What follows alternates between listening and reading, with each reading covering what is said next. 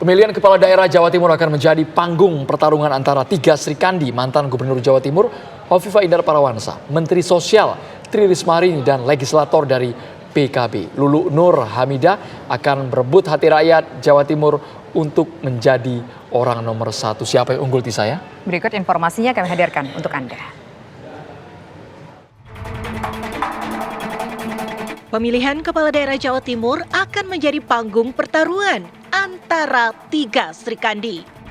Mantan Gubernur Jawa Timur Hovifah Indar Parawansa, Menteri Sosial Tri Risma hari ini, dan legislator dari Partai Kebangkitan Bangsa Lulu Nur Hamidah akan berebut hati rakyat Jawa Timur untuk menjadi orang nomor satu. Uniknya, ketika Sri Kandi menggandeng pria untuk menjadi wakil mereka di Pilkada Jawa Timur. Hovifah Indar Parawansa kembali menggandeng Emil Elistianto Dardak sebagai wakilnya, didukung oleh koalisi besar yang terdiri atas 15 partai politik: Gerindra, Golkar, Demokrat, PAN, Nasdem, PKS, P3, PSI. Lalu ada Perindo, Partai Gelora, Partai Buruh, Partai Bulan Bintang, Partai Kebangkitan Nusantara atau PKN, dan Partai Garuda. Sementara Risma yang kini berstatus sebagai Menteri Sosial didukung oleh PDI Perjuangan untuk maju di Pilkada Jawa Timur. Risma dipasangkan dengan Kiai Haji Zahrul Azhar Asumta atau yang dikenal sebagai Gus Hans. Sementara Partai Kebangkitan Bangsa (PKB) yang awalnya disebut-sebut akan berkoalisi dengan PDI Perjuangan di Pilkada Jawa Timur justru memilih untuk membuat poros baru dengan menyandingkan dua kadernya, yaitu Lulu Nur Hamidah dan Lukmanul Hakim. Hovifah dianggap memiliki keuntungan karena berpengalaman 5 tahun memimpin Jawa Timur dan didukung koalisi besar. Namun, sepak terjang Risma sebagai mantan wali kota Surabaya 2 periode tentunya tak bisa dianggap remeh. Dalam sejumlah survei, nama Risma juga sempat disandingkan melawan Hovifah. Sementara Lulu Nur Hamidah merupakan ketua DPP PKB yang merupakan anggota DPR RI. Lulu diusung oleh partai politik yang memiliki akar rumput atau grassroots kuat di Jawa Timur. Lantas, bagaimana peta kekuatan ketiga Sri Kandi di Pilkada Jawa Timur? Siapa yang melejit di provinsi yang juga dikenal dengan nama Bumi Majapahit? Tim TV One mengabarkan. Tiga Sri Kandi, Hovifah Indar Parawansa, Tri Risma hari ini, dan Lulu Nur Hamidah akan bertarung di pemilihan Gubernur Jawa Timur. Ya, ketiga perempuan ini pemirsa mewakili tiga poros kekuatan politik besar di Jawa Timur. Poros PDIP, poros PKB, dan poros koalisi Kim Plus yang beranggotakan 15 partai politik. Lantas siapa dari ketiga Sri Kandi ini yang akan terpilih memimpin Jawa Timur? Untuk membahasnya telah bergabung bersama kami ada pakar politik, yaitu ada Prof. Burhanuddin Muhtadi, dan juga ada pakar politik dari Universitas Airlangga, yaitu ada Pak Suko Widodo. Selamat sore Bapak-Bapak semua. Selamat sore, Tisa. Ya. Pertama saya ingin menuju ke Mas Burhanuddin terlebih dahulu. Ketiga perempuan ini mewakili tiga poros kekuatan politik besar di Jawa Timur. Poros PDIP, poros PKB, dan juga Kim Plus. Yang mana kira-kira yang paling kuat di antara ketiganya? Mas Burhan. Saya belum punya survei terbaru, tetapi survei terakhir saya sekitar 4 bulan yang lalu. Pada saat itu Hovifah masih cukup kuat.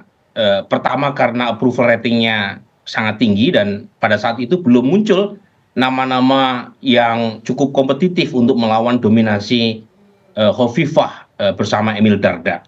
Nah sekarang setelah muncul tiga pasangan di mana ketiganya calon gubernurnya adalah perempuan, saya kira perlu untuk dicek apakah dominasi Hovifah masih bertahan atau tidak. Nah ini penting ya, karena bagaimanapun lawan Hovifah, Risma maupun Lulu bukan nama sembarangan ya. Jadi tetapi buat saya siapapun pemenangnya adalah warga Jawa Timur, karena disodori oleh ketiga paslon dengan bobot yang cukup kuat, ketiga-tiganya perempuan ya. Tidak ada yang punya latar belakang dinasti, betul-betul petarung dari bawah, dan lagi-lagi menunjukkan bahwa warga Jawa Timur layak untuk mendapatkan pilihan yang berbobot semacam ini. Tetapi secara umum lagi-lagi petanya bisa kalau dilihat dari nama Hovifah dengan dengan Emil Dardak itu mewakili dari keragaman warga Jawa Timur dari sudut politik aliran ya. Hovifah kita tahu berasal dari segmen NU, sementara Emil Dardak ya, kakeknya berasal dari Trenggalek ya, dan dia berasal dari Partai Demokrat yang notabene mewakili dari segmen masyarakat nasionalis ya. Kemudian juga Risma meskipun beliau berasal dari PD Perjuangan tapi cukup dekat juga dengan kelompok agamis ya. Apalagi pendampingnya Gus Hans adalah pengasuh pondok pesantren meskipun aktif di Golkar tetapi kedekatannya dengan kelompok warga NU cukup kuat ya. Nah, yang terakhir pasangan dari PKB ini yang relatif dari satu kubu saja ya, Mbak Lulu Hamidah dengan Lukmanul Hakim ya. Jadi dari satu warna saja mungkin bagian dari usaha untuk memanaskan mesin ya dengan memilih Lulu Hamidah dan Lukmanul Hakim sehingga keduanya diajukan sebagai representasi PKB dan kebetulan keduanya belum beruntung dalam Pileg 2024 kemarin sehingga nothing tulus ya. Lain kalau misalnya terpilih di anggota DPR tapi maju dalam pilkada kan harus mundur. Jadi to be or not to be nih buat Lulu maupun Lukmanul Hakim untuk menunjukkan tajinya terutama dalam rangka melawan dominasi Hovifah dan Risma. Jadi overall saya kira ini pertandingan yang sangat menarik dan siapapun pemenangnya menurut saya pemenang pertamanya adalah warga Jawa Timur. Pertarungan yang sangat sengit, tapi kalau dari sudut pandang warga Surabaya, Jawa Timur, Pak Suko Widodo sebagai pakar politik, yang mana yang mendominasi, yang dibutuhkan oleh warga dari ketiga sosok perempuan ini, Pak Suko Widodo? Ya, seperti kata Mas Burhan, siapapun yang menang, gubernur Jawa Timur. Tapi saya menambahkan, siapapun yang menang, gubernur akan perempuan Jawa Timur. Itu menarik karena ketiganya adalah perempuan semua. Nah, kalau kita merujuk pada pada pileg misalnya jadi ukuran, maka sebetulnya ini tanding yang rada seimbang ya. Misalnya kalaupun toh misalnya koalisi Kim plus Bukoviva dan petana sangat diuntungkan, yang perlu dicatat juga PKB itu juara perolehan suara, jadi kursinya sekitar di atas 20%. Jadi, nah karena ada regulasi baru itu, putusan itu dan peluang bagi PDIP untuk maju sendiri yang sekitar 18%. Artinya cukup modal. Nah, siapa Jawa Timur? Jawa Timur itu kan ada multikultur ya, ada karakter Madura, karakter Arek, Padalungan, kemudian Mataraman, dan Tapal Kuda. Nah, karakternya macam-macam juga. Jadi kalau di daerah barat, di mana Mataraman itu didominasi misalnya Demokrat, Golkar, Merah itu agak merata ya, tapi di timur agak beda. Jadi nanti menurut saya tergantung dari bagaimana mesin politik itu bekerja keras melakukan itu. Kalau di dalam survei seperti kata Prof. Burhan, memang posisi Bukoviva sangat mendominasi dan apa yang dilakukan juga selama ini juga sudah memberi hasil yang bisa dirasakan. Tapi problemnya sekali lagi bahwa mesin politiknya yang banyak itu apakah efektif dijalankan. Nah, kalau Bu Risma sendiri kan itu kan seperti mengulang masa lalu dan saya kira PDI sekarang lagi punya energi yang kuat untuk mengembalikan problem Jakarta yang juga dirasakan di Jawa Timur pasti juga. Dan pasangannya adalah Gusan yang sebenarnya aktivis Golkar, dia dekat dengan kampus dan pondok pesantren, masih muda. Sementara yang PKB sendiri kan diisi oleh Mbak Lulu dan Mas Lukman, ini orang-orang yang juga letaknya di Malang Raya, sehingga ini agak imbang kalau di proporsional masing-masing mengisi ruang itu. Ya. Pak Suko Widodo, kalau di Jawa Timur sendiri yang mana sih yang lebih dominan? Partai politik ataupun mesin politiknya atau ketokohannya? Yang mana yang paling dilihat oleh calon pemilih? Ketokohannya, Mbak. Dalam banyak pengalaman misalnya di Pilpres misalnya yang dicari orang ya. Ini kebanyakan di berbagai tempat. Beberapa studi kami misalnya bahwa hasil dari pileg itu kadang-kadang tidak bersignifikan dengan sejajar dengan pileg. Jadi beda ini, yang dipilih orang bukan lagi partai. Sehingga siapa yang punya populer, siapa yang punya rekam jejak bagus, pastilah akan menjadi catatan penting bagi pemilih Jawa Timur untuk membuat keputusan. Baik, Pak Suko Widodo tadi sudah menyinggung wilayah-wilayah yang dianggap merupakan lumbung suara yang akan diperebutkan oleh ketiga kandidat. Berarti di wilayah Jawa Timur, Bapak, di wilayah Mataraman, Tapal Kuda, Arek, kira-kira secara kultural lebih dekat dengan mana, Pak, kalau memang figur yang jadi prioritas? Secara khusus yang paling justru dominan adalah Madura akan menjadi area perebutan luar biasa, dan daerah Banyuwangi ya, daerah Osing itu ya, karena mereka tokoh-tokoh tadi tidak, menurut saya hanya Bu Khofifah mungkin agak relasinya cukup besar sana. Ini saya kira itu. Jadi Bu Khofifah diuntungkan pada keuntungan menjadi petahana, dan riset kita misalnya di digital itu memang yang menjadi wacana sekian. Tapi memang momentum perubahan seperti sekarang ini, peluang itu memang energi yang mungkin bisa merubah keadaan ya tergantung di dalam 2 bulan ke depan.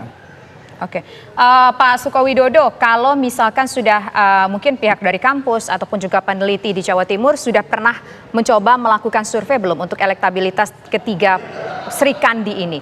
Nah, kalau dilihat apakah jaraknya memang cukup agak jauh antara Sri Kandi 1, Sri Kandi 2 dan juga Sri Kandi 3 ini untuk elektabilitasnya, atau mungkin beda tipis aja?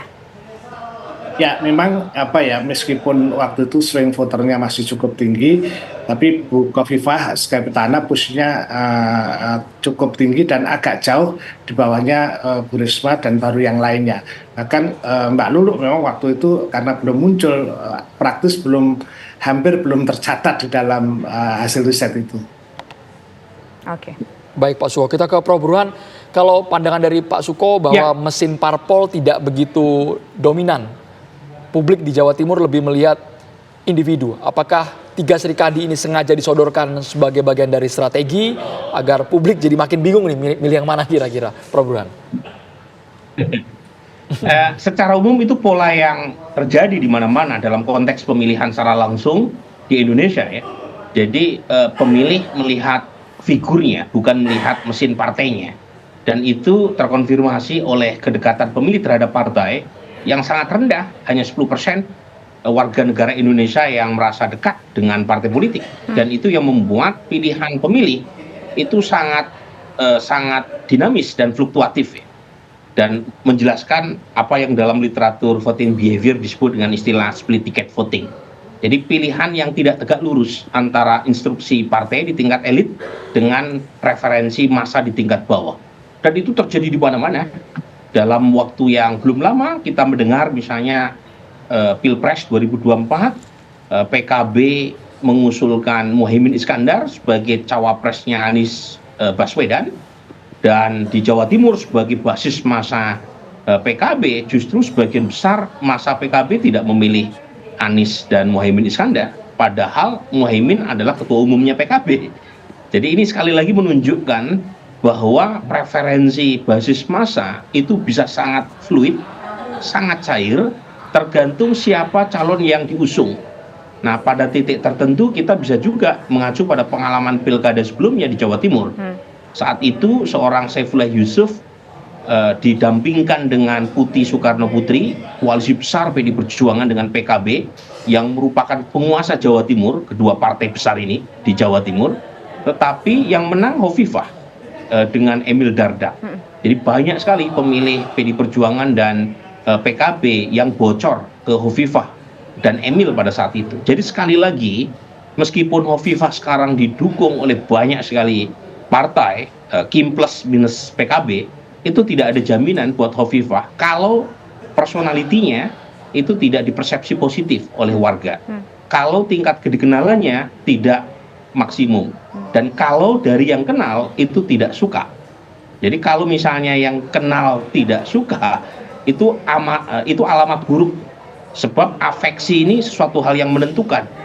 Jadi kalau kenal saja mudah buat seorang calon untuk pasang baliho, pasang spanduk, kemudian melakukan sosialisasi melalui sosial media. Tetapi kalau afeksinya negatif, kualitas popularitasnya buruk, maka pemilih tidak akan memilih dia. Ya, dan pada titik tertentu Hovifah tentu diunggulkan karena dia petahana yang popularitasnya tinggi. Nah, pertanyaannya apakah popularitasnya itu apakah positif atau tidak afeksinya? Kalau misalnya positif, tentu kabar baik buat Hovifah.